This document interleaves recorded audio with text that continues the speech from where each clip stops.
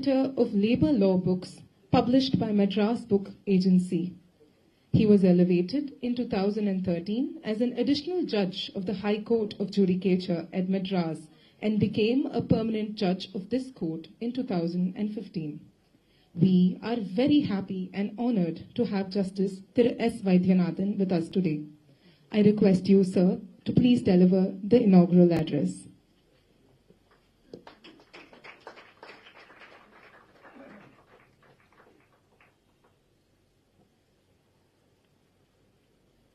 Honorable Governor, other dignitaries on the dais and off the dais, good morning.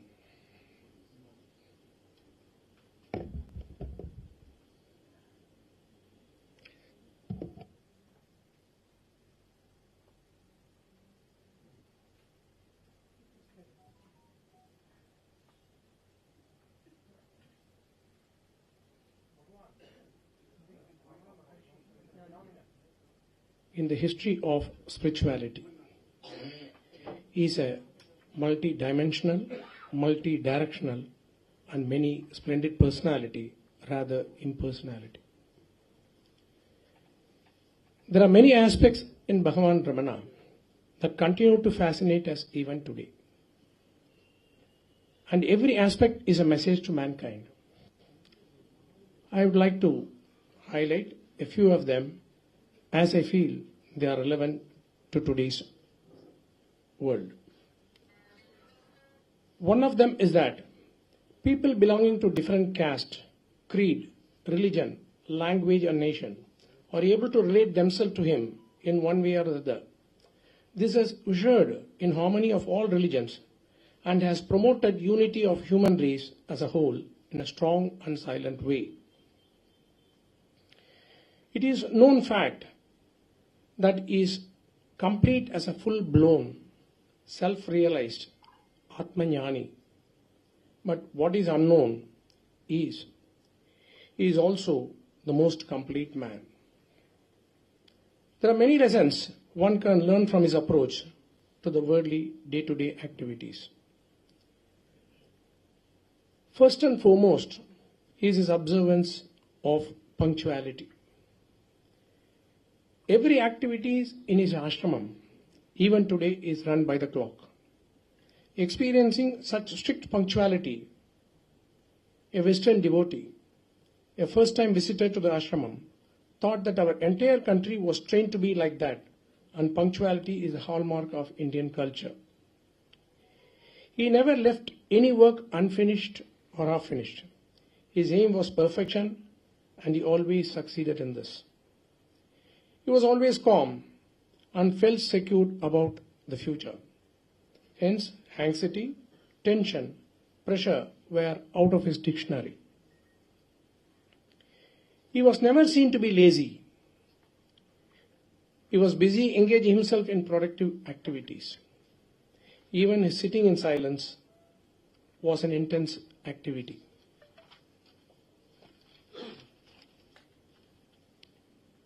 He never found fault with anybody.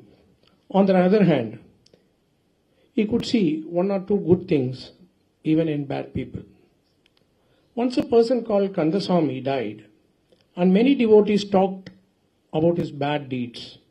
However, when it was his turn, Sri Bhagavan said that Kandaswamy's personal hygiene was enviable and he always wore clean, spotless white clothes. He was always a Purvabhashi. That is, he would talk first to the new visitors and put them ease. He never raised his voice and remained a Mridubhashi under all circumstances. Lord Rama is described as Purvabhashi and Mridubhashi, and Sri Ramana Maharishi was a perfect role model for these qualities. He always upheld the dignity of labor. No job was mean to him. He would go to kitchen in the early morning and assist the people there in cooking. you would be in the midst of serious discussion with Pandits on intricacies of Vedanta. But when a small boy wanted clarification in his studies, you would attend to him, giving equal importance. The love and affection he showered to his mother must be seen to be believed. He even built a temple for her. This is a lesson we all should learn and practice towards our parents. He was totally conventional and allowed devotees to follow their rites and rituals, but a revolutionary in doing certain things that required his personal attention. For example, his mother's samadhi was housed a conventional type, built according to scriptures. However, his own samadhi is based on modern architecture. They are adjacent to each other, reminding us that we all should be both conventional and modern, as the situation demands, and both can exist together. He is famous for one-line punch sentences. Once a devotee raised a doubt whether Jnani knew everything. At that time, Sri Bhagavan was speaking to another devotee about his mother's health condition and recovery from recent illness. He immediately turned to the original questioner and replied, "Yes, everything worth knowing." Another aspect is his interest in literature. He encouraged publication of books on spirituality, and thus was born a nice book depot and library in Sri Ramanashramam. Mr. K. Sriram, I guess, is going to elaborate on Ramana's direct contributions to Tamil Vedantic literature. The title Sri Bhagavan and Jnana Tamil suggests this. However, the literature that grew around him, contributed by his devotees, had become huge and worth reading too. Another aspect is the mix we find among his devotees. His devotees were both from East and West. Many of them had turned out to be unique and torchbearers of the message he wanted to convey. And I would like to mention a few of them. Kavya Gandha Ganapati Muni heads the list, and he first met him in 1906. He was one of the tallest personalities, both in spiritual and political fields then. He was the president of Pradesh Congress Committee. He had a large following by himself when he became the disciple of Maharishi. His association with Maharishi continued up to 1936 till he attained Samadhi. His first Western disciple was Humphreys, who came to Bhagavan in 1911. He said, after the first meeting, that Maharishi was beyond description in his expression of dignity, gentleness, self-control, and calm strength of conviction. Sri Muhavai Kanna Muruganar met Sri Bhagavan for the first time in 1923. He was hailed as Sangam Tamil poet of 20th century by Tamil scholars like Dr. U.V. Swaminatha Iyer, M. Raghava Iyengar, Tandamil Selvar Subramaniam, Rao Bahadur, Chengalvaraya Pillai, R. Raghava Iyengar, Mahavidwan Sachidanandam Pillai. He composed about 30,000 verses on Sri Bhagavan, surprisingly superhuman effort. He never sang on any other god other than Sri Bhagavan. Mr. K. Sriram, who is here, has taken up the huge task of writing commentaries on Sri Muruganar's work, so that such unknown but deserving divine texts are brought to light. It was a divine ordinance that he underwent a special training for this divine purpose for about 18 years under Vidwan H. Vaidyanathan, a direct student of Tamil Tata. Otherwise, it would have been impossible to decipher the meaning of these verses as they are set in Sangam Tamil style and would have receded into the background. It is heartening to note that he completed writing commentaries for all the works of Sri Muruganar over a period of 24 years, such as Sri Ramana Sannidhi Murai. இப்போ வரும்போது அந்த புக்ஸை பார்த்துட்டு தான் வந்தேன். ஸ்ரீ ரமண தேவ மாலை, ஸ்ரீ ரமண சரண பல்லாண்டு, குரு ரமண பிரசாதம்,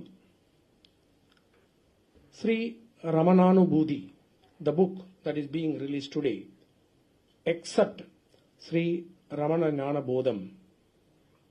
He has brought to light Olivil Odukam, a 14th century work, after about 700 years.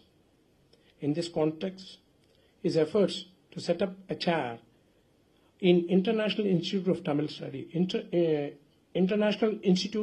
Studies, Taramani, for research in Tamil Vedantic works is laudable and hence praiseworthy. This is not only enriching our most ancient Tamil language, but also a remarkable service to the modern jnanis like Sri Bhagavan and Sri Muruganar. Looks like he has dedicated his life to Sri Bhagavan and Sri Muruganar.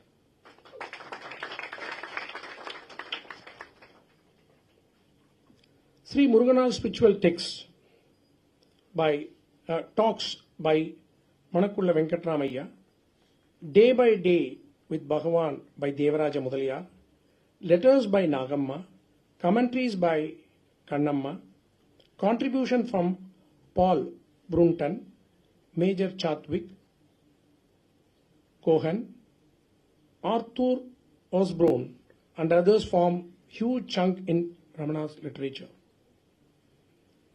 The dedication and lifestyle are truly inspiring for us to emulate. Another important aspect is the grace that flowed out of his eyes.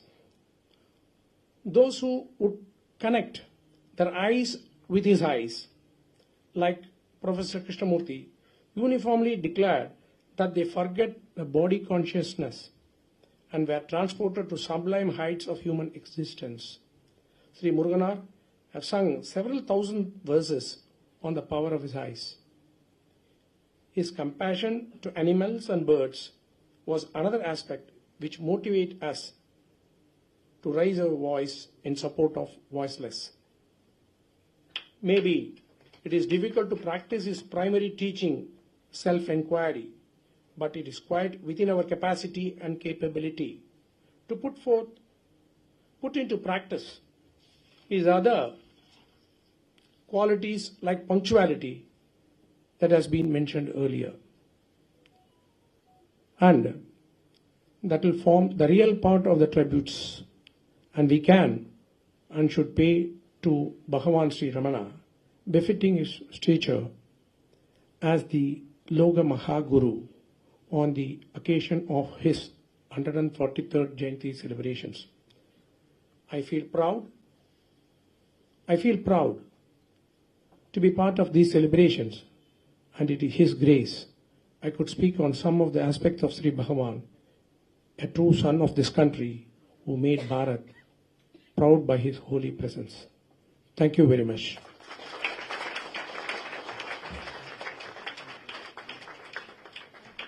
Thank you, sir, for elucidating the ways and life of Bhagavan Sri Ramana Maharshi. As a prominent vocalist in the Carnatic musical tradition, Srimati Sudha Raghunathan's voice enthralls the world. Among the first in her generation to receive many prestigious awards, including the Padma Bhushan, Sangeeta Kalanidhi, and recently the Sangeet Natak Academy Puraskar from the President of India, Her mastery over vocal techniques and complicated styles makes her one of the most sought-after artists. Her authentic renditions of kritis and refined elaboration of ragas, the elan with which she breezes through the kalpanaswaras, her command over the octaves, and her supremely confident stage presence, combined with unstated humility, has given her an enviable preeminence in the world of Carnatic music. Tirumati Sudha has performed a range of concerts and festivals worldwide and has released over 200 albums with leading recording companies like AVM, Inreco, Vani, and Amudam. She is a top-ranking artist for Prasar Bharati, All India Radio, and the Doordarshan, and was the auspicious voice at the first live broadcast at the National Program series of concerts hosted in Chennai. Sudha also has the unique honor of rendering Vande Mataram at the Central Hall of Parliament, New Delhi, on 27th January 2000 to mark the completion of 50 years of Free Indian Republic. I request you, ma'am, to address the gathering.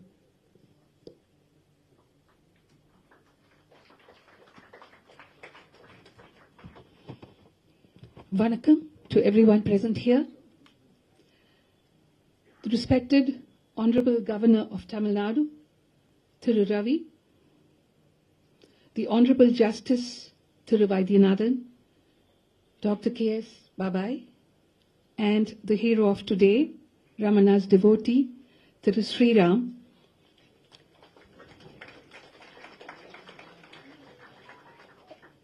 all the devotees of Bhagavan Ramana Maharishi, and the students of the college. As Justice said, it is truly a privilege to be here this morning for the release of the book, Sri Ramananubhuti, a commentary on Bhagavan Sri Ramana Maharishi by Thiru K. Sriram.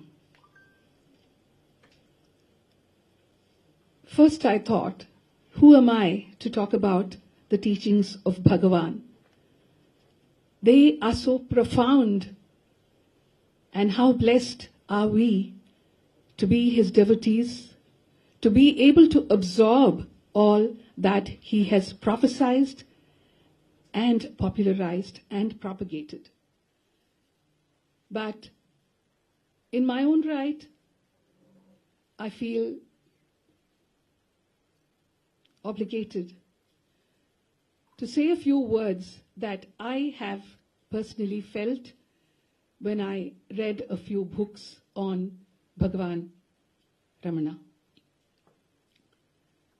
The teachings of Bhagavan are very simple, very straightforward, and very direct. He prophesies that there is no need to join any organization or adopt any belief system to experience the transmission of bliss and clarity.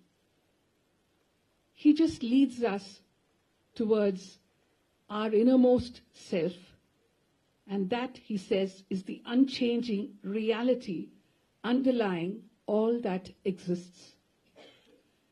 It is as if one's life and the entire world is a movie.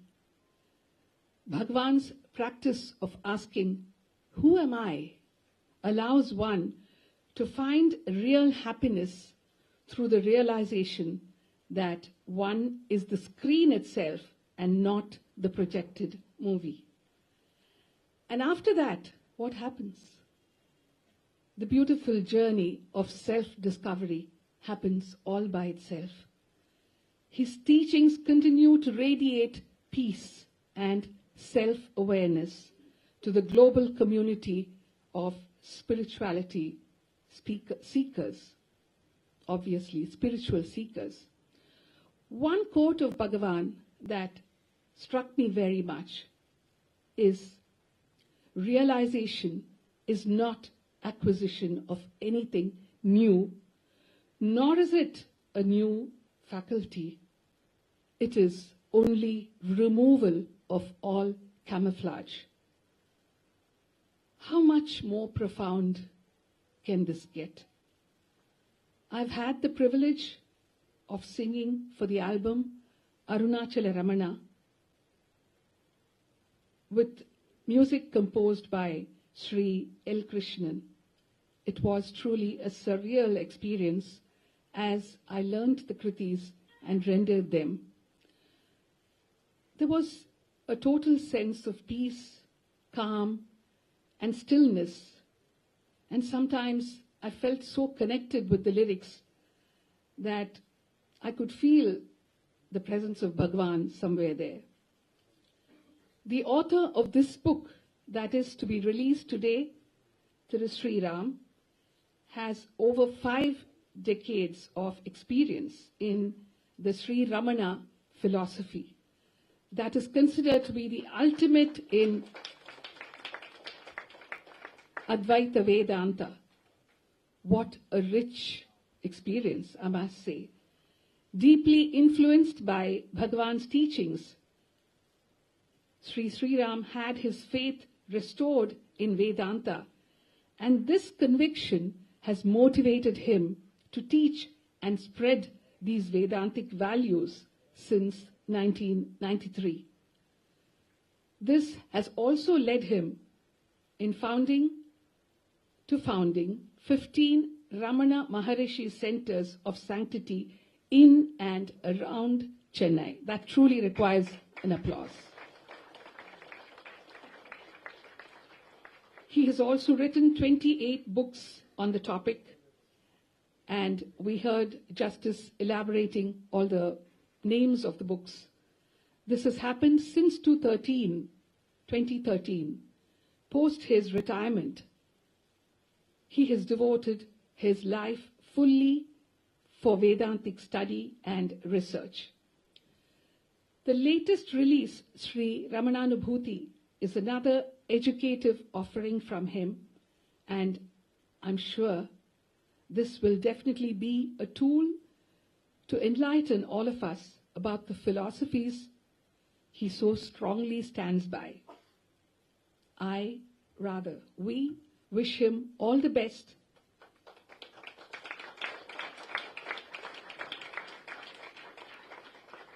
And may all of us at some point of time in our lives find the space to follow the teaching of Bhagwan Sri Ramana Maharishi and find inner sanctity and peace and spread the same to those whom we cross paths with.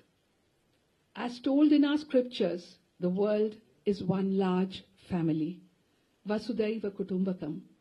And it is only when we realize ourselves fully will we also realize the values that our saints and seers have handed down over generations.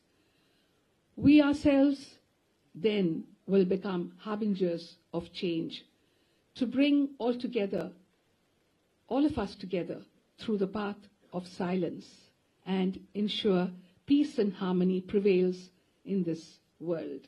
Shanti nilava vendum, ulagile shanti nilava vendum. Thank you for giving me this opportunity. Jai Hind. Thank you, ma'am, for sharing with us your personal journey with Bhagavan's teachings. About the author, Thiru Sri Ram is the founder, president of Sri Ramana Bhakta Samajam for the past 24 years. He has 35 books to his credit as an author, including the one that is being released today. One of his books, Jnana Tamil, an introduction, is approved as a textbook in Tamil Nadu Open University.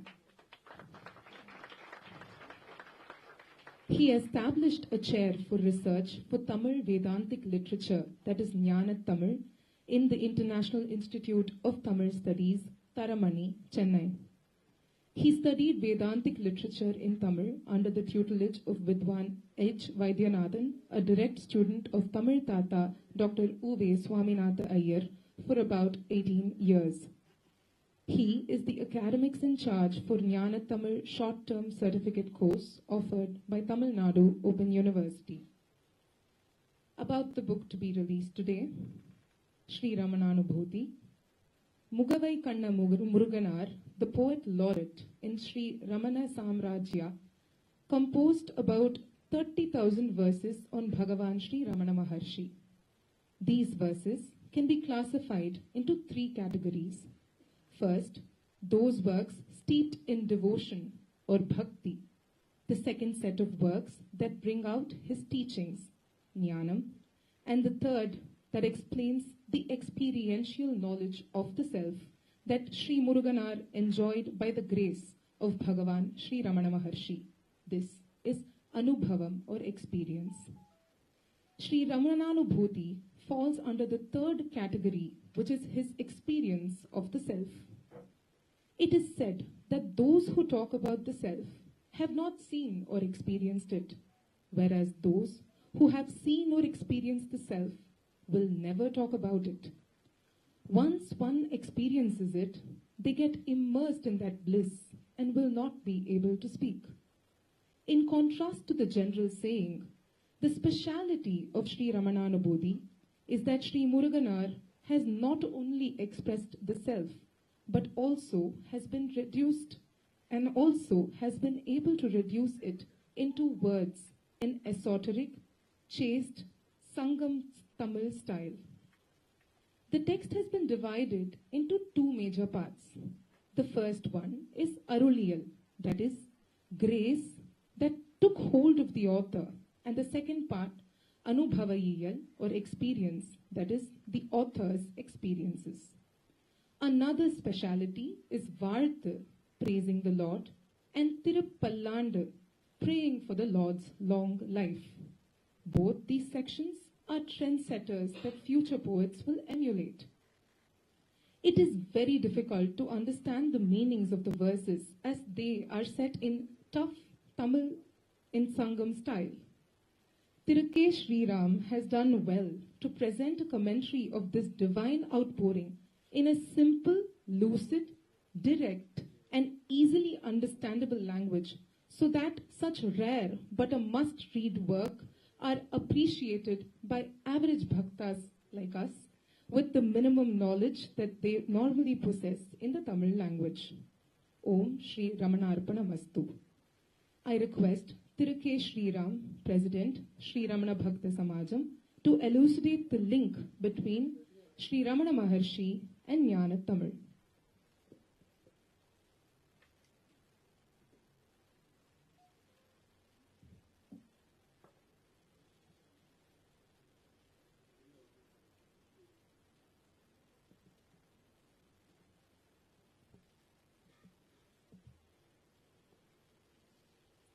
Om Namo Bhagavate Sri Ramanaya.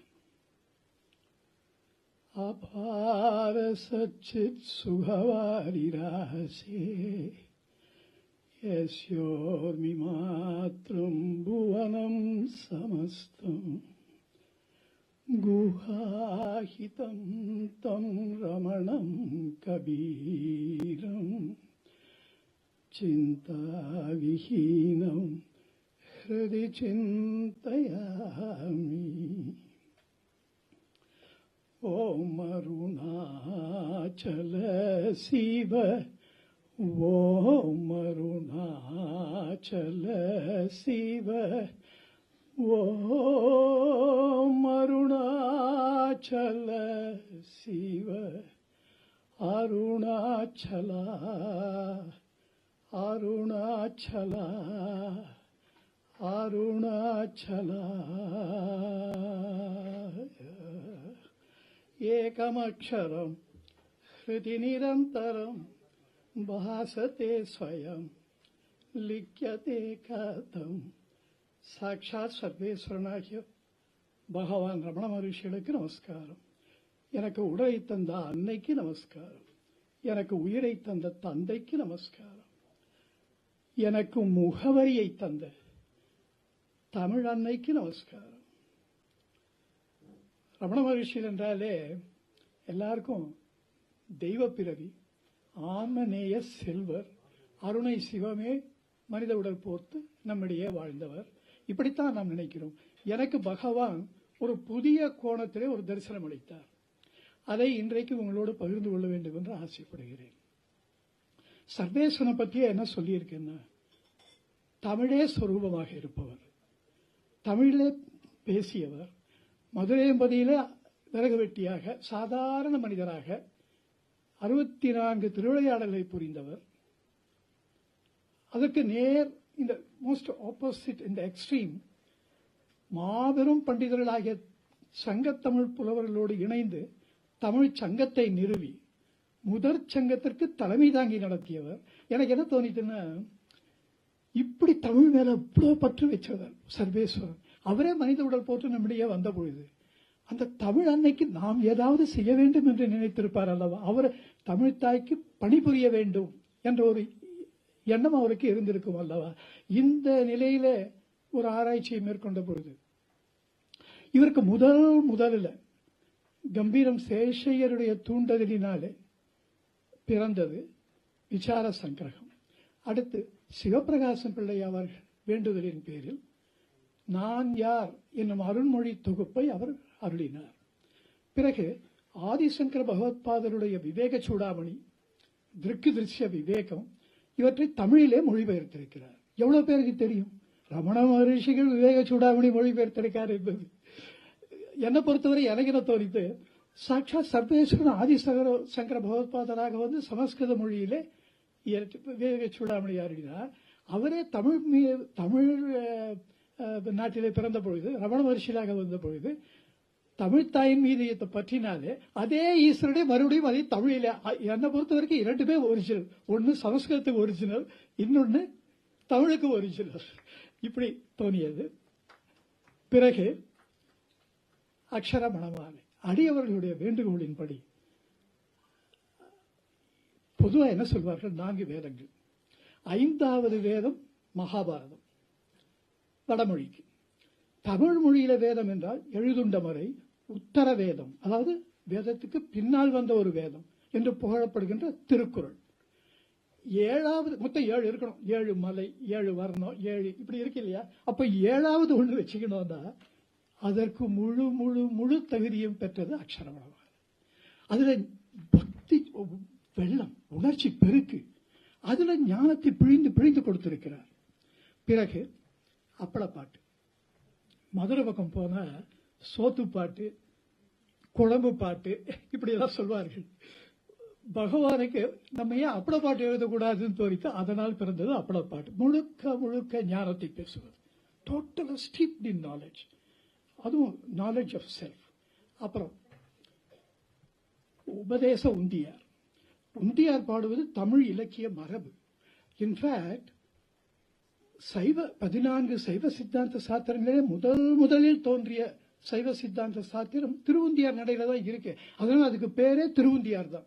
So Muruganar ஒரு திருவுந்தியார் பாடினார். அதுல சிவன் உபதேசம் தாருகவன ரிஷிகளுக்கு அளிக்கிறார். அந்த கட்டம் வந்த போது பகவானுக்கு இங்க சார்வா சர்வேஸ்வரனே இங்க உட்கார்ந்து இருக்கார், நம்ம எப்படி எழுதுறது அப்படி அவர்கிட்ட போய், அவர் ஈஸ்வரன் தான் அன்னைக்கு உபதேசம் பண்ணார், அப்ப இவர் தான் எழுதணும்னு வேண்டி நின்றார். பகவான் தான் சிவபெருமான் என்ற அந்த உண்மைக்கு சத்தியத்துக்கு கட்டுப்பட்டு, அவரால் மீற முடியல, முருகனாருடைய பக்திக்கு கட்டுப்பட்டு உபதேச உந்தியார் அப்படின்னார். பிறகு உள்ளது 40. தமிழ் இலக்கிய மரபு எத்த சொல்றதுனால 40 பாடலை சொல்றது. 14 கீழ்கணக்கு சங்கத்தமிழ் இலக்கியத்துல கார் 40, களவழி 40, இன்னா 40, இனியவை 40, இப்படி ஒரு 40. முருகனார் பார்த்தார், பகவான் கிட்ட போய் ஆத்ம வஸ்துவை பத்தி ஒரு 40 பாடல்கள் பகவான் அருளினார். அதுக்கு பேரு ஆத்மான்னு வைக்கல, பிரம்மம் எவ்வளவு பேர் வைக்கலாம். முக்தி, மோட்சம், துரியம், துரிய அதீதம், சகஜம், சகஜான்ம நிலை, சகஜ சமாதி, சகஜ நிஷ்டை, எவ்வளவு பேர் வைக்கலாம். சாந்தி, மோனம், எத்தையுமே தொடல. உள்ளதுன்னு பேர் வச்சார். அது சத். அது ஏன் சத்து என்று சொல்லப்படுகிறது என்றால் அது அசத்து இல்லை, இருக்கு, இருக்கிறத சத்துன்னு தானே சொல்ல முடியும். அதனால் உள்ளது 40 என்று பெயர் வைத்தார். கடவுள் இல்லைன்னு சொல்றதுக்கு கூட அந்த உள்ளது உங்களுக்கு உள்ள இருக்கணும்.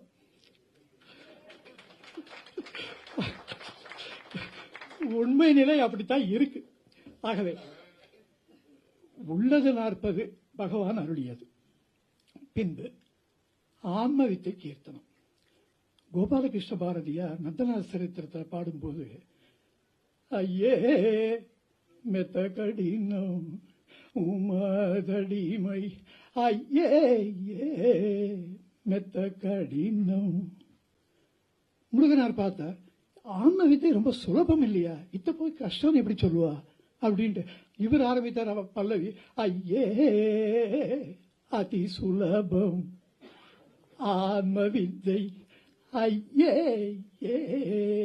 அதி சுலபம் நொய்யாத்தமக்கும் உளம் கையாமல கனி பொய்யாய் ஒழிய மிகு மெய்யாய் உள்ளது ஆன்மா, ஐயே அதி சுலபம் ஆன்மவித்தை, ஐயே அதி சுலபம்.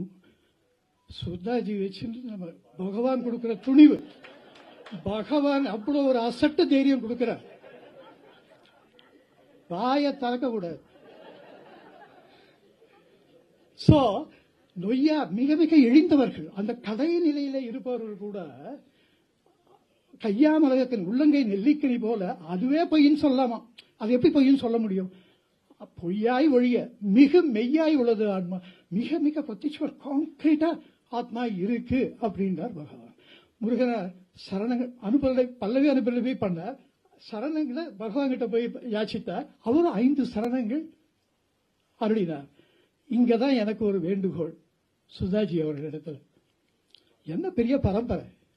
ஜிஎன் சார், அந்த காலத்தில் அவர் ஜிஎன் சார் தான் ரெஃபர் பண்ண, கரெக்டா? ஜிஎன்பி அவர்கள், பிறகு எம்எல்வி, இவர்கள் குருபக்தி எப்படி தெரியுமா? தன்னுடைய குருவுக்கு விழா எடுத்தார்கள். அதில் மத்திய அமைச்சர் நிர்மலா சீதாராமன் அவர்கள் வந்து பேசினார்கள். அவ்வளவு இந்த மாதிரி சமுதாயத்தில் உயர்ந்த நிலையில் இருப்பவர்கள் அந்த குரு பக்தியை காமிச்சா சராசரி மனிதர்களாக நாமெல்லாம் அதை பின்பற்றுவோம். She set an example on that day. As an unknown quantity, it is always advantageous to be an unknown quantity. Last ரோல அந்த விழாவுக்கு நான் வந்திருந்தேன். ஆனால் தான் எனக்கு பிக்சர்ஸ்கா இருக்கு அந்த விழா. அப்போ ஐ ஜஸ்ட் அட்மையர். அப்பதான் நினைச்சேன், இப்ப கூட பேசினா கூட ஒரு புண்ணியம் தான் நினைச்சுட்டா. அப்போ அந்த அவ்வளவு குருபக்தி. நமக்கு என்ன இருக்கு, நம்ம செய்யறது அக்காம்ப்ளிஷ்மெண்ட்ஸ் எவரைக்கும் நமக்கு ஒண்ணுமே கிரெடிட் கிடையாது, நம்ம குருக்கு தான்.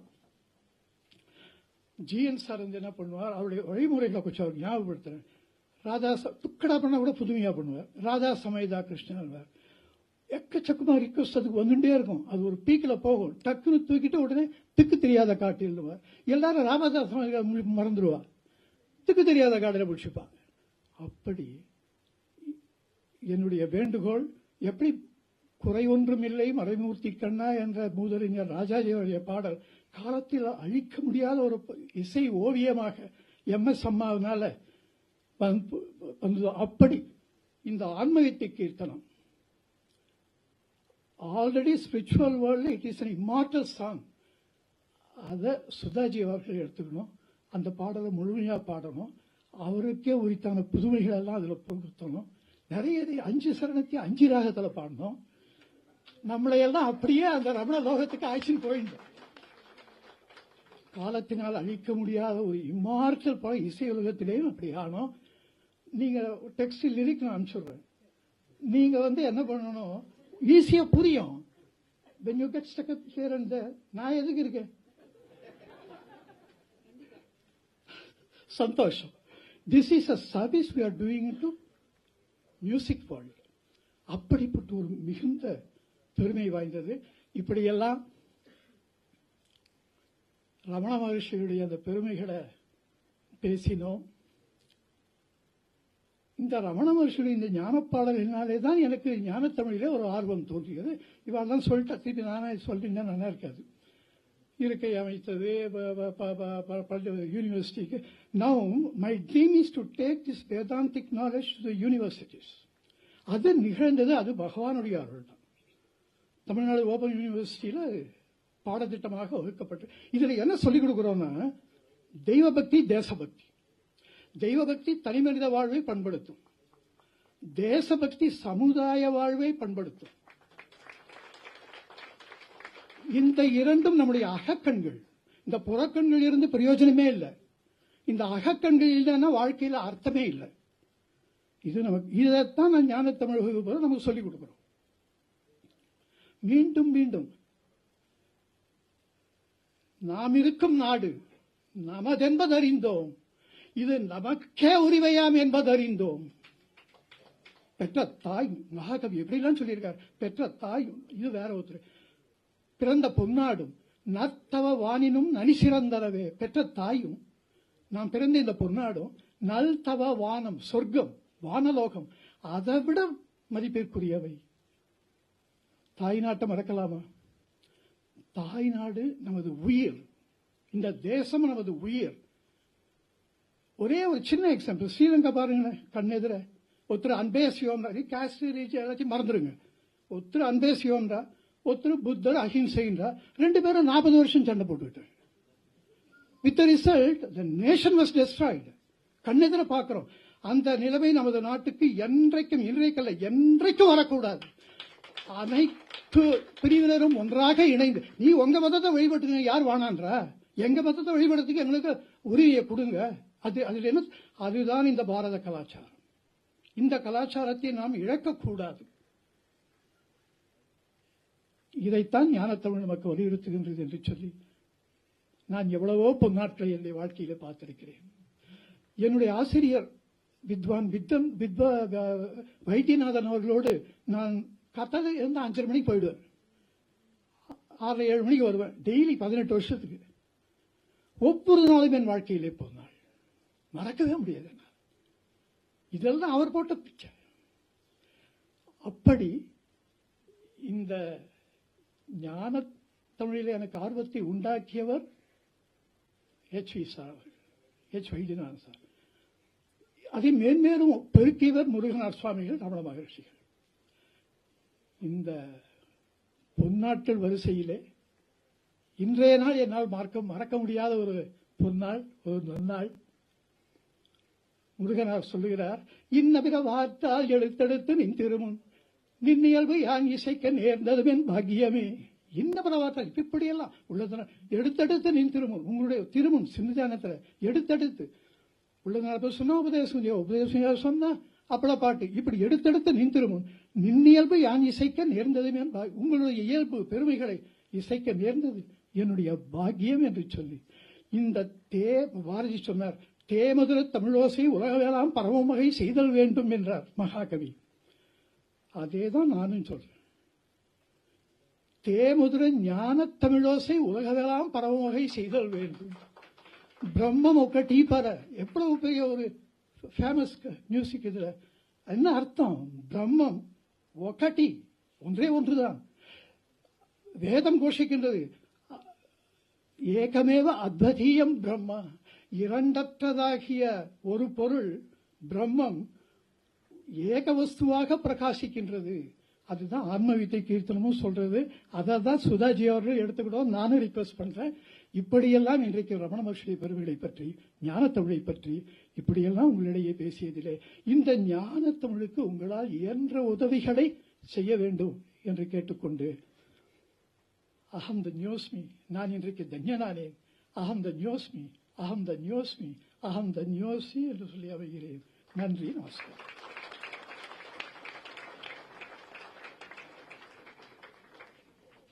Thank you, sir.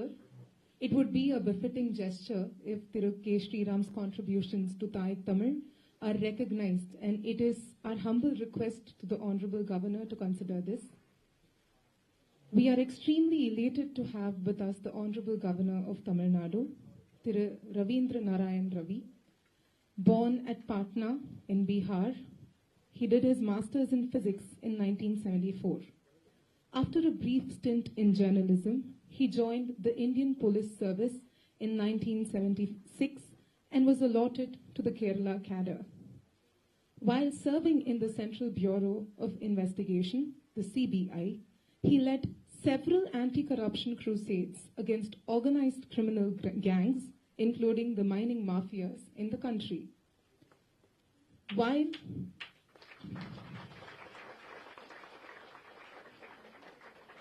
While in the Intelligence Bureau, IB, Ministry of Home Affairs, Government of India, the premier intelligence agency of the country, he served largely in theatres of insurgencies and violence in areas of Jammu and Kashmir, the Northeast, and the Maoist-infected regions. He also specialized in the dynamics of human migration in South Asia and worked extensively on the political sociology of border population. He has played crucial roles in conflict resolutions in areas affected with ethnic insurgencies and brought several armed rebel groups into peace. He was the architect of India's international cooperation in counter-terrorism and negligence sharing.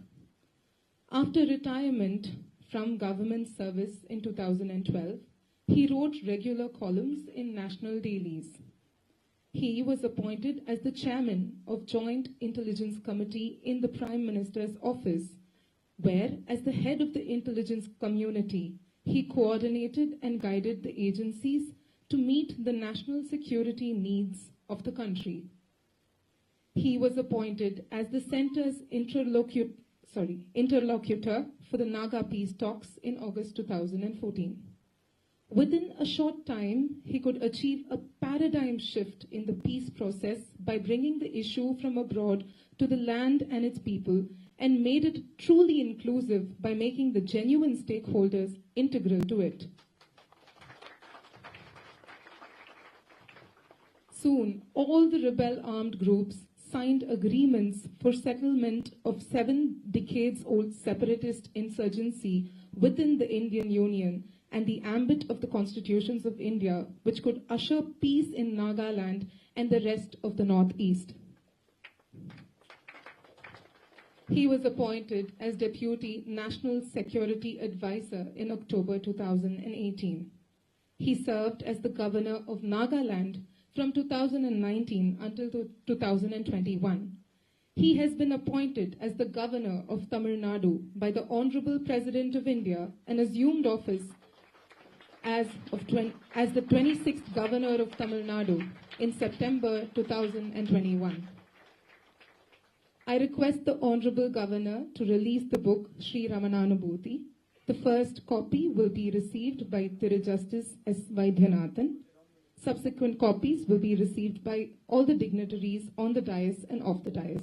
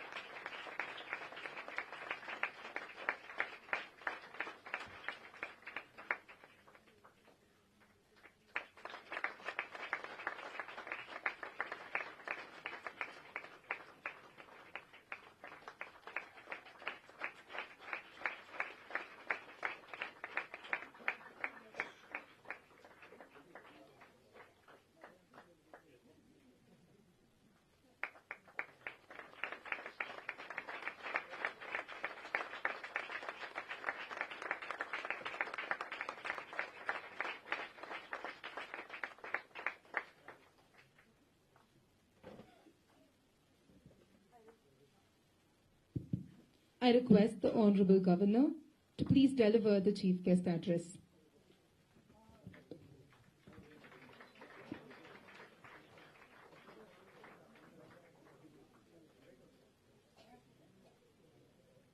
We want to honor the dignitaries there off the dais who have been so supportive of our Samajam.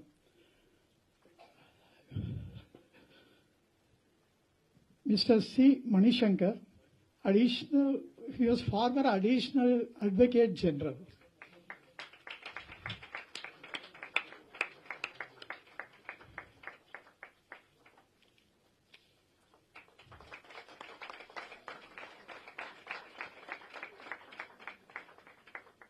Srimati Revati Ramachandran, Director, Kalakshetra Foundation.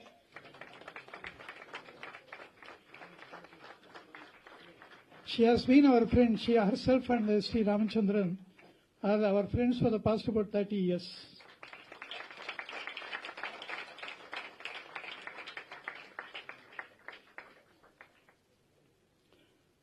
Arunachalam.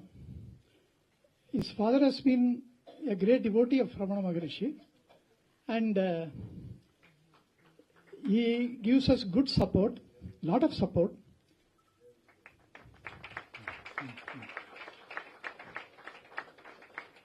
He has been secretary for the Thiruvanmiyur beach, which is now declared as one of the best in the country, out of 3 beaches. Thank you, sir. Thank you.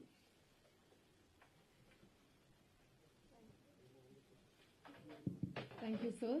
I now request you to please deliver the chief guest address.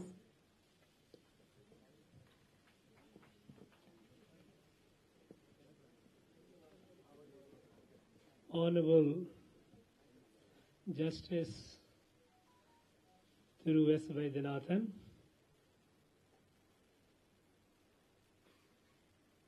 respected Padma Bhushan Srimati Sudha Raghunathan, Thiru K. Sriram, author of the book and president of Sri Ramana Bhakta Samajam, Dr. K. S. Babai, Secretary Meenakshi Sundaraj, Zen Engineering College, distinguished personalities present here, all the guests, my dear students and friends from the media. This occasion to celebrate the Jayanti of Bhagwan Ramana Maharshi and releasing a book by an eminent devotee of Bhagwan, Sri K. Sri Ram, a book on him or his experience. The auspiciousness of the occasion is such that I feel humbled and blessed. I would like to extend my warmest greetings and best wishes to all the members of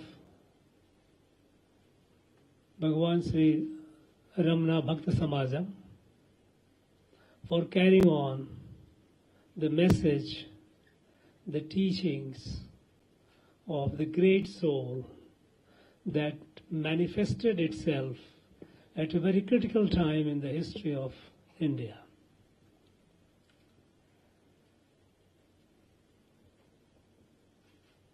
A lot, when you talk about a person, I must say that I know very little, but I've read a couple of books, and the sense one gets it is Bhagwan Ramana Maharshi is to describe him by us, the lesser mortals, is like measuring the ocean with a bucket.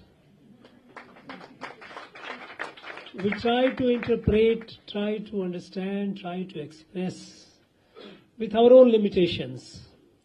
And it's but natural that when any of us we try to explain him, his attributes, who he was, what he stood for, we would do it from our perspective, our own understanding. And that way, while it will be emotionally conforming to the truth, perhaps it may not convey the entire truth of this great person or a great soul. About his spirituality, about his conduct, the way he conducted himself. Previous speakers have spoken about it. Try to give some glimpse of who he was, how he conducted himself.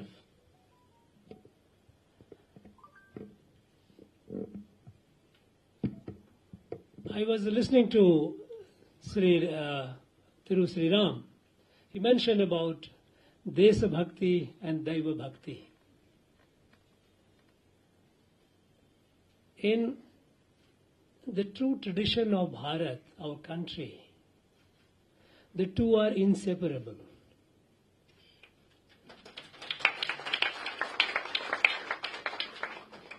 Daiva Bhakti, in a sense, is also Desa Bhakti. Because when we talk about Desha, about our country, our Bharat, it's not an ordinary country. It's not a country like any other country in the world. Some people ask a question, tell me,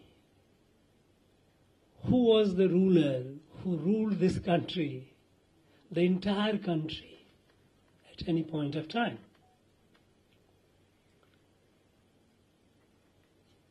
One only wonders at the ignorance of the questioner, because the definition or defining a country by a ruler is an European notion. It's not Bharatiya notion. The concept of the modern state as a territory captured by a strong man with a strong army, consolidating the territory and that territory becoming a state, is not our concept, is not our idea of, if you call it a state or a rashtra. Bharat was not created by any ruler. There was nowhere, no point of time. We had a number of Chakravarti Rajas, but no Raja ruled the entire, at least as far as the history was. Because Bharat was not created by a king, a ruler. It was created by, or by our, I often say it, by our sages and seers. It is a cultural civilizational evolution. And this cultural civilizational evolution is rooted in the unique universal spirituality of Bharat, our Sanatan Adhyatma, that believes in the unity of the entire creation. One really wonders the genius, all those genius people, those who could realize this and articulate it in a way that gives us the most beautiful and most powerful formula for worldly coexistence. Because there is no other. Since entire creation is permeated by the divine, then who is other? Nobody is other. All the people sitting here, they look different. We are all looking different. But underneath each one of us is the same divine. And it is not only that's the humans, but all entire, the plant, animals, even inanimate, is also permeated by the divine. When we say akhanda mandalakaram vyaptam ena charasharam, all over, nothing is beyond, nothing is something which is not permeated by the divine. So the diversity which is apparent, it's so easily harmonized, this wonderful realization, this Sanatan Satya, this is an eternal truth. We take it to the age of our Vedas, since the period of Rig Veda that it started. Then it was articulated by our rishis. And since then it has been carried on by the traditions, by the series, numerous rishis, Maharshis have appeared on the sacred land, and they have carried the message. And look at the beautiful way in which they have harmonized it. When there's not only they say it is the universal oneness of the entire creation, but also this realization of oneness, which is not an intellectual realization, it is anubhuti, it is experience. And so experience is subjective, experiencer experiences it according to his or her own, and so many expresses it the way that experiencer feels. And so, eko sada vipra baudha vadanti. All various manifestations, various expressions, various sampradaya, they all are expression of the same in various ways. Now it harmonizes the total creation. And this light, the light that is spread over the land, and it created a culture. Culture is what? Culture is the way we conduct our life. It is the entire spectrum of our life. Joys, sorrows, everything put together. Subtle as well as some at times gross. This culture reflects the world view, how we look at ourselves, how we look at others, how we look at the environment, our surrounding. And since it is rooted in that eternal truth, Sanatan Satya, of the divine presence in all the people's culture evolved in tune with that. And that reflects in our day-to-day conduct, the day-to-day rites, rituals, from the time we wake up to the time we go to bed, and even while asleep. All aspects. It reflects in our dance, in our music, in our song. Because this worldview of oneness, you will find, you go to any part of the country, you will find that in the folk tales, in the folk arts. And the land over which this light is spread, and which gave rise to a culture which apparently are again diverse, but underlying all this diversity there is an unity, there is a continuum. That land became Bharat. And that is why in our ancient literature they give the geographic expression of Bharat as Uttaram yat samudrasya himadrasya eva dakshinam varsham tad bharatam nama bharati yat sandati. Land north of ocean and south of Himalayas is Bharat, enlightened land, and its children are Bharati. Now, this land and the people of this land, they didn't have a continuous period of happiness and joy. There were stressful moments. There are moments which were stresses were from within because of the human weaknesses. Stresses were also from outside, external, through invasions, multiple invasions. Now, when the society faced the stress, and that stress created a situation where This Sanatana Satya, based on which our conduct, our life, our society, individual and collective revolved, it came under stress.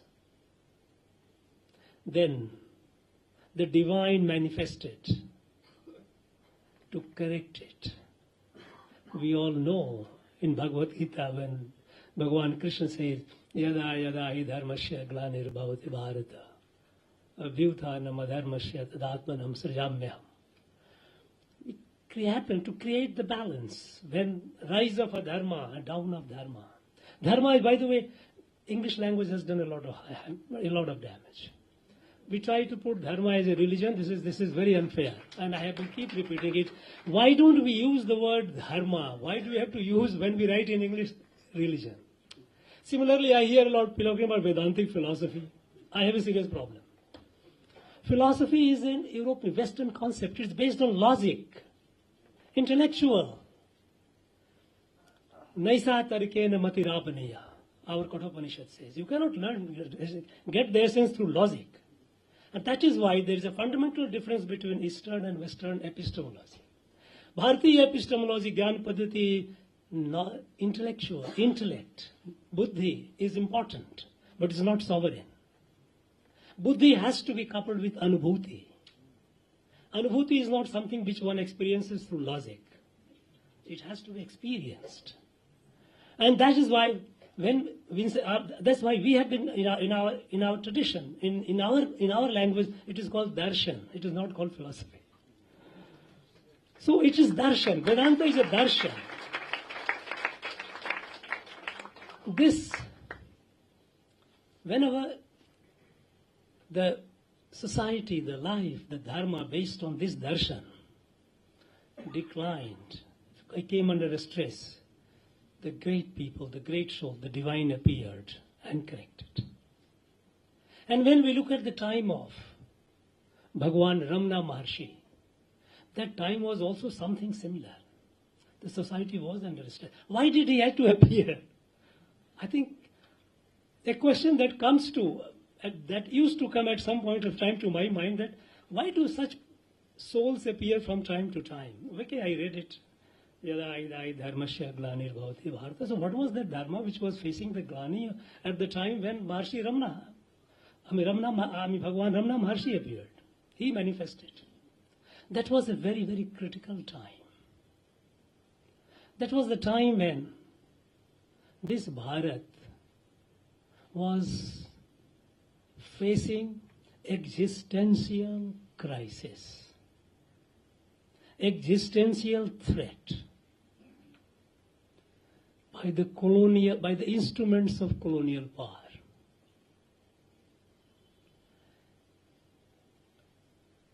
When the British came for trading and did the trading for about 150 years, they continued with the business.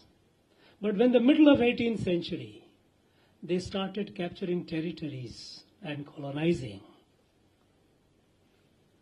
then the question was to how to make the empire, the rule of the British, enduring as possible. And in pursuit of that objective, to exploit this land as much and the resources as much as possible and as long as possible, they came up with various instruments. One of the instruments was in 1813, what the British Parliament created. India Charter Act 1813. The India Charter Act 1813, it mandated the East India Company to evangelize India, because they realized that this Bharat, its identity has to be destroyed. So otherwise it will be very difficult to sustain the empire for long. So it's through the act of British Parliament, they mandated the company to evangelize India. And when in 1858, when the British government took over directly, Of course, there was a background to it. I'm not going into that.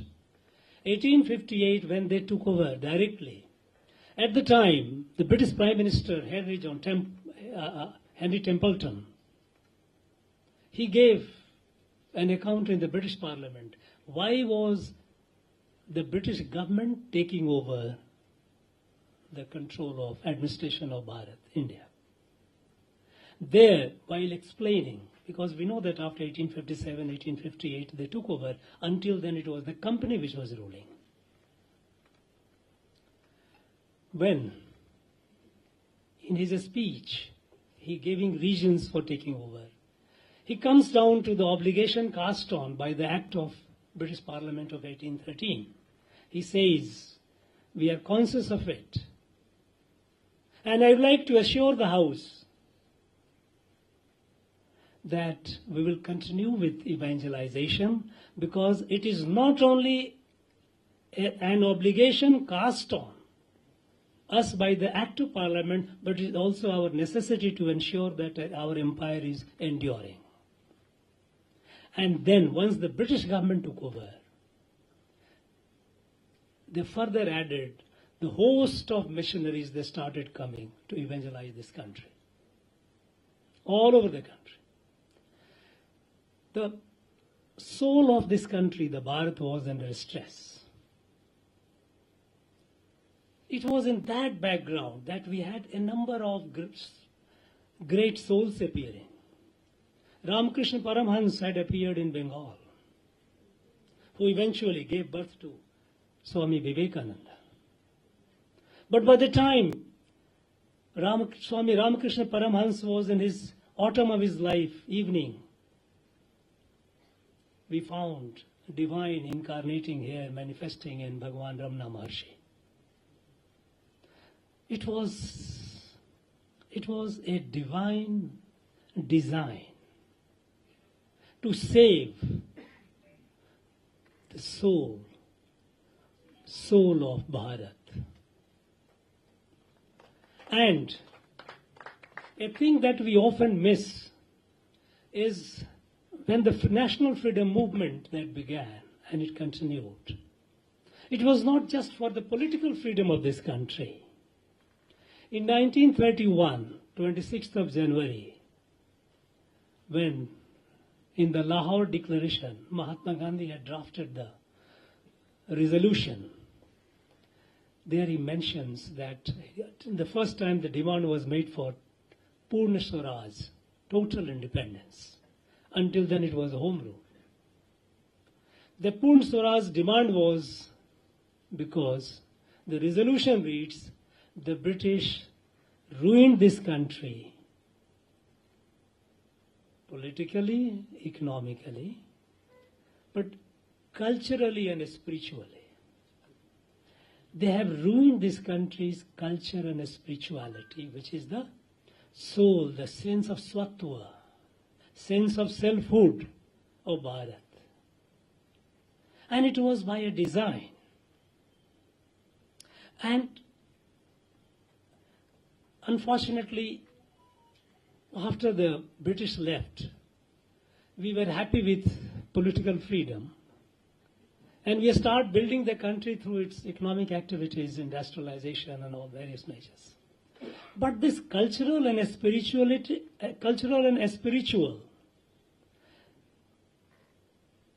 aspect of this country, cultural and spiritual rejuvenation of this country did not become a concern as it should have been. But thanks to bodies like several bodies, including the later period what Ramana Bhakta Samajam came, they continued, small bodies all over the country, they continued and tried to preserve it. In fact, this, when we talk about Bharat, it is not a narrow nationalism. It is nationalism of Bharat, Rashtriyata, is not what again nationalism of many other countries have been. Chauvinistic, no. nationalism of Bharat has been for the good of the world. Because right from the beginning, we have not only thought for ourselves, we have thought for the whole world. I was told, one speaker mentioned about Vasudhaiva Kutumbakam. This is our sanskar. I am nizo paroveti ganana lagu chetasam udara charitanam Vasudhaiva Kutumbakam. This is mine, this is yours, is a narrow-mindedness. When we pray about Sarve Bhavantu Sukhina, Sarve Santu Naramaya, we pray for all. We don't say that only of people of this land, my family or these people. We pray for all. That is why when 1947, when the British left, Rishi Aurobindo, another great soul, he jotted down some dreams of Bharat. What should the Bharat be doing? And there he mentions that Bharat has an obligation, a duty to rise for the good of the world. He says that in the entire universe, Earth is the only evolutionary planet where we have life. And life is in the process of evolution. At least so far science has not proved life anywhere else, at least evolutionary life. And on this planet, Bharat is the only land where this realization came, the universal oneness, that this creation is the manifestation of the same divine. Now this light which is in Bharat has to spread to the rest of the world. And for the light to spread to the rest of the world, Bharat must rise. Bharat must be the leader of the world. It is not a choice. It is a duty. It is a divine obligation cast on this country to rise for the good of the world. And unfortunately for long, we didn't understand what Bharat is. We kept looking at this country from the eyes of India, not from Bharat. Even though our constitution says India, that is Bharat. India is introduced through the word Bharat. But I think we have a great jurist, Justice Vaidyanathan. I don't know whether we teach our law students what is Bharat. But when you look at the original constitution, when the constitution, and this again is a systemic defect, when the constitution was drafted, and when it was placed before the Constituent Assembly, a number of speakers, a number of members of the Constituent Assembly raised the question, this looks a totally neutral document. You talk about fundamental rights. Everyone, all over the world, people should have fundamental rights. You talk about state and union, center. This is any federal system, it will be a state and union. You talk about separation of power between the two. That is natural, fine. You talk about three pillars, legislature, executive, judiciary. This is fine. You talk about collection of taxes and devolution of taxes. Okay, administrative arrangement. You talk about conflict resolution between the entities. Fine, this also. So this document can be valid for any part of the world, any country. Where is Bharat in it? And then, of course, certain measures were taken. They realized, yes, Bharat must be introduced. And one of the measures taken was through pictorial depiction, through painting in our constitution, which tells about the civilizational evolution of Bharat. And the very first painting in our constitution, and then there were person like our great painter of Santiniketan, Nandalal Bose. He and his team, they were commissioned to create the paintings which will depict the civilizational evolution of Bharat, which will be placed in the constitution. and they were placed. And our constitution, the first painting in our constitution was Vedic Gurukulam, period of Veda, from where our civilization begins. Here is a teacher, Rishi, teaching the students in a pastoral environment.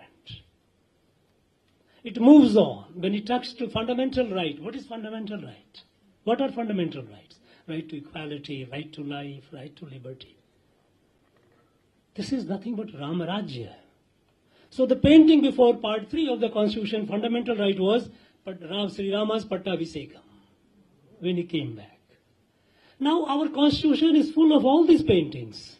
But unfortunately, these are nowhere found today. No one even talks about it. When I talk to senior judges also, is it so? Who will say? If you say you are ignorant, then who will be? The soul of Bharat is there in the constitution, depicted through the civilizational paintings of civilizational journey of Bharat. But this we don't talk about it. Even then, in the Constituent Assembly, one member, K.T. Saha, raised the point, what should be the state's disposition to religion? The entire Constituent Assembly was surprised at the question, that what a question you are asking, what should be? Because in this country, our disposition has been equal respect to all. Because after all, this is when we say universal oneness and myriad manifestation, myriad expressions, then where is the need for a state to choose or not to choose? So the matter was dropped. The word was not used. But for some reason, during emergency, 1976, when the Constitution was amended, the word secular was introduced. And even there, when the word secular was introduced in our preamble, the person who piloted the bill in the Constituent Assembly, in the Parliament, was Swaran Singh, chairman of the Constitution Review Committee, who made all the committee that made all the recommendations, which became 42nd Amendment. And when, while explaining in the Lok Sabha, and it is there on the internet, you can just click it. It is on 26th, 27th of October 1976. Lok Sabha debates, you will get it. When Swaran Singh, while introducing the amendment, introducing the word secularism, he mentions that as far as secularism is concerned, when he came to secularism, he said, at the very outset, I like to make it abundantly clear, I'm quoting his words, that our secularism is not the dictionary meaning of secularism. Dictionary meaning of the word secularism is an European construct. When there was a clash between the church and the state, when the state power was taken, a lot of powers of the state, the kings, were being exercised by the church, there was a clash, there was a hostility. And out of that hostility, there finally a truce emerged, that okay, there is a boundary, this is where you will stop. And they put the word the secular, the concept that emerged, that they say, what is unto Caesar, what is up to the king, the God, the church. This separation was out of hostility between the church and the king. It was born out of a prolonged infighting between the two. There is no such thing in Bharat. So he makes it very clear. Swaran Singh, in his speech, he makes it clear, our secularism is not European secularism, is not what is defined in the dictionary. Our secularism is equal respect to all religion, all faith. Now when we say that equal respect to all, it's a fundamentally different from to say that a state, we have nothing to do with the religion. Because it was made clear that a state cannot be separated from dharma. And that is why when secular word was translated in Indian languages, the word dharma was not used. Even in Sanskrit, it was say pantha nirupeksh. Pantha, various sampradayas. A state does not hold on to one sampradaya. And even in Tamil, when the Tamil edition of this preamble of the Constitution came, it is not Aram Sarbatra, it was Samaya Sarbatra. Now, unfortunately, a distorted and perverted meaning has been given to it. We have brought it into the textbook as if it has nothing to do with it. Now, this is all by design. It was a colonial, and post-colonial it continues. Today, when our country is rising to its destiny, we all know that there are fundamental transformations happening. It cannot just happen in the material world. Swami Vivekananda had also said that you cannot have just a bhautik prosperity, a physical prosperity. Then it will be a poor imitation of the West. What the world needs is bhautik prosperity, the physical prosperity, along with that, our spirituality, a spirituality of Bharat that looks at the world as a family, Vasudhaiva Kutumbakam. This combination has to be there. Only then, the world will be saved. And as Rishi Aurobindo said, that rise of Bharat is an obligation, is a duty of Bharat. This duty to rise is from both, from the material and from the spiritual. Bhautik and as well as Adhyatmik. This resurgence is very, very essential. And today when the world is facing all the kind of crises, existential crisis, climate, you see, we all know. Many countries, many island countries are worried that in the next couple of decades they will be no longer, they will be wiped off the maps of history, maps of the world. They will not be, they all go under the water. We know that glaciers are melting, ice caps, polar ice caps are receding, rivers are drying up. Places which used to be cold are facing unexpected heat waves. Places which were rain deficient having floods. The fury of elements, the fury of nature we are all witnessing today. Now, this can be corrected only with the rise of Bharat. And this rise of Bharat has to be with a combination of Desa Bhakti and Daiva Bhakti. Because when we say Daiva Bhakti is our Adhyatma, and that our Adhyatma is our Desa Bhakti. To build the nation, to build Bharat, we have to also build our spiritual strength. And towards this journey, I congratulate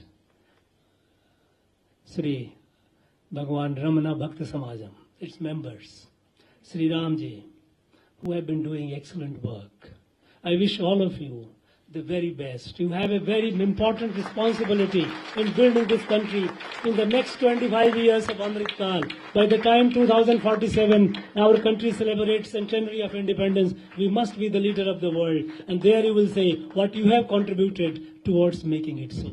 Thank you very much. Jai Bharat.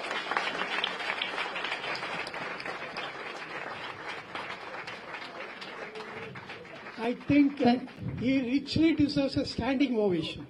Such a brilliant speech.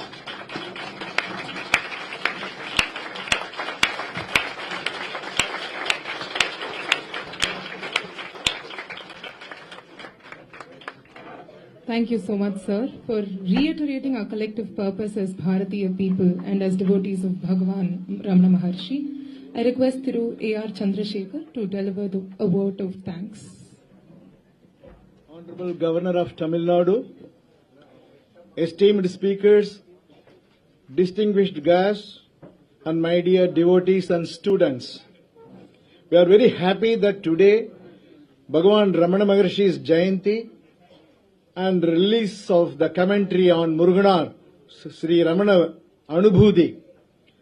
They have been conducted and celebrated in a grand and fitting manner. This has been made possible because of your presence and participation. So on behalf of Sri Ramana Samajam West Mamblam, I profusely thank you all. Honorable Governor Thiru R.N. Ravi, he has carved a niche for himself in the hearts of public at large in Tamil Nadu.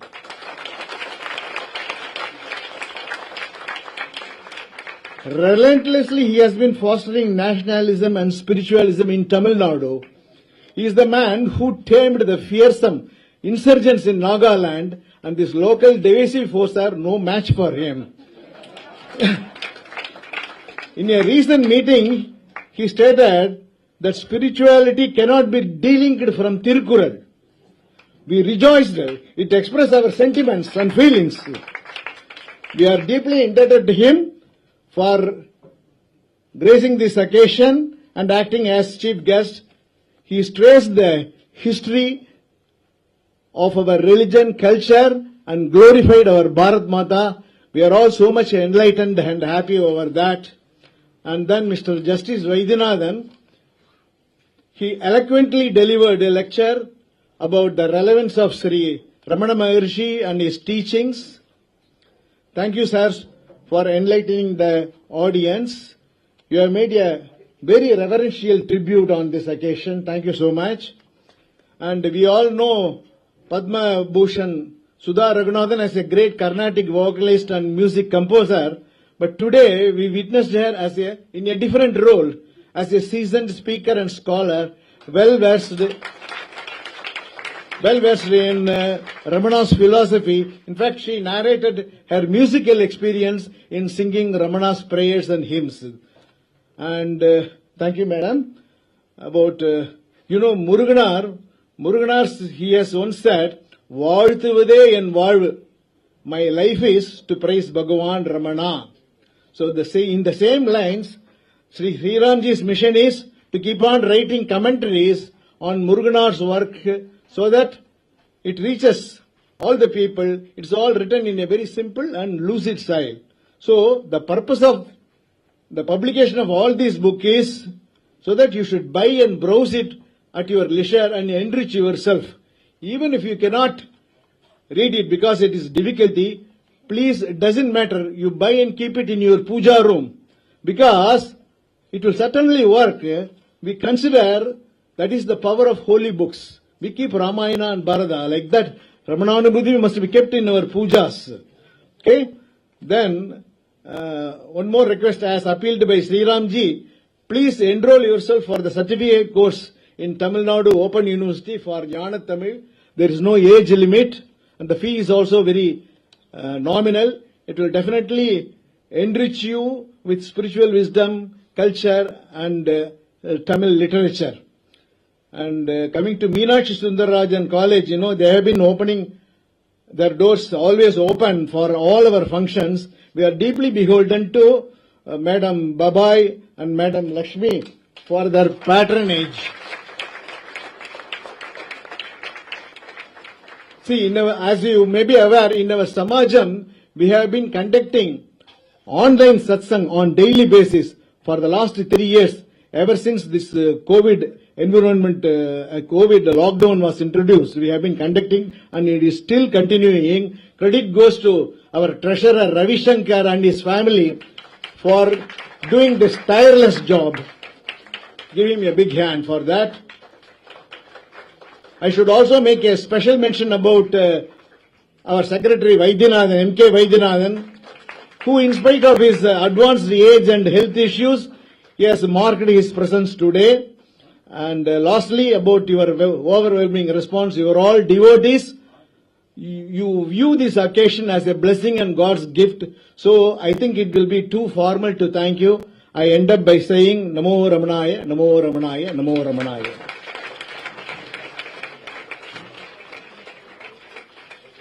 I request everybody to please rise for the national anthem.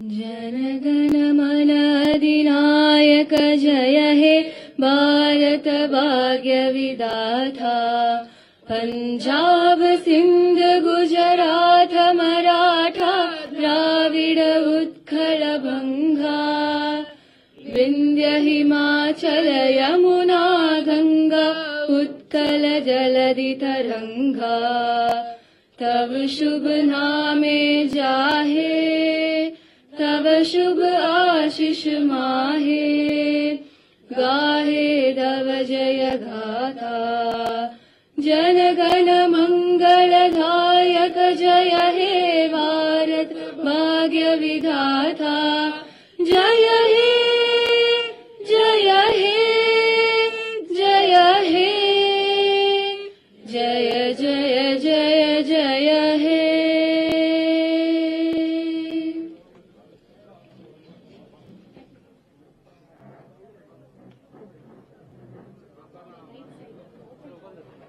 Lunch is served in the open foyer. We request you to stay back and please leave post lunch. Thank you.